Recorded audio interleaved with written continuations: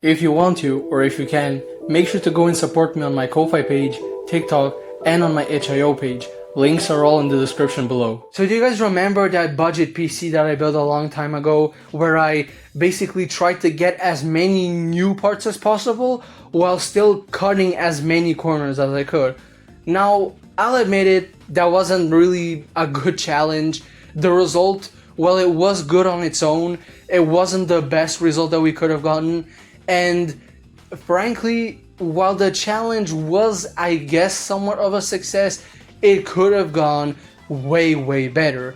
But today we are going to be revisiting that PC, because today I'll be coming back to this PC, adding some upgrades to it, and seeing how it performs with all of these upgrades added to it. So without wasting any more time, let's get right into it.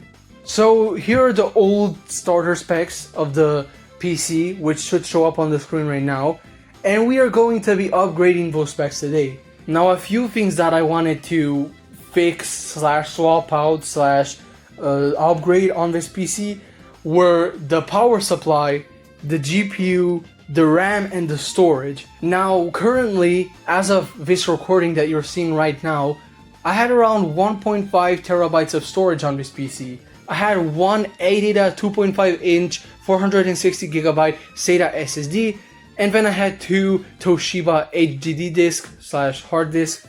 And I mean, sure, yeah, that is plenty of space, but if you're like me who downloads your entire library of like 100 something games, then 1.5 terabytes definitely won't cut it for you. So storage was definitely a must. Then the GPU as well.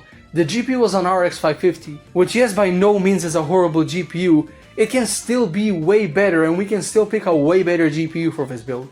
And then finally, the RAM. The RAM, I mean, I don't even think I need to talk about the RAM. I mean, 8 gigs of RAM, yeah, I mean, that's not gonna cut it for a lot of games today. So I definitely needed to add another 8 gig stick.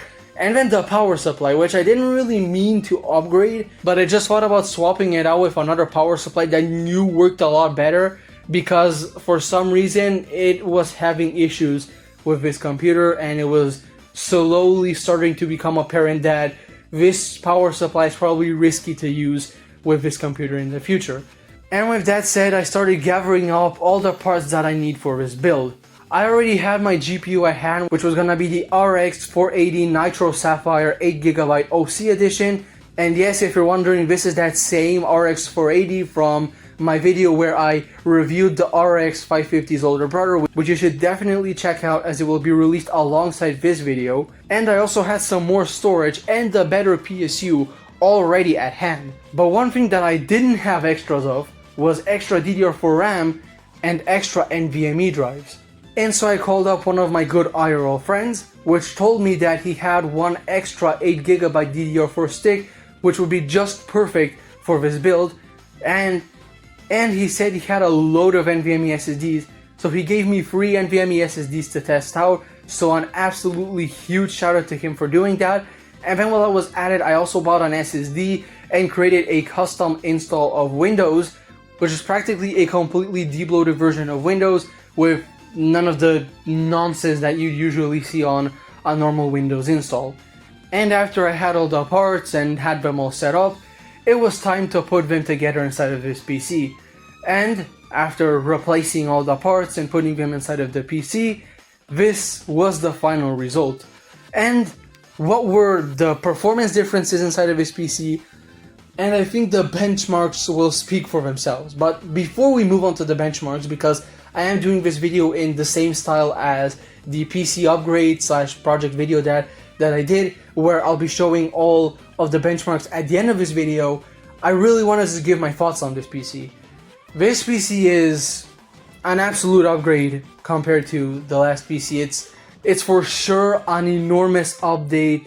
The upgrades I've added to this PC were of course extremely meaningful. The performance jump was absolutely insane, and if I was to give this PC my own final thoughts, it would be that it's an amazing, nice little 1080p rig that anybody can use to play games on high to ultra settings on 1080p, and if you're willing to lower down settings, then probably even 1440p, but I haven't tested it out, so take that with a grain of salt.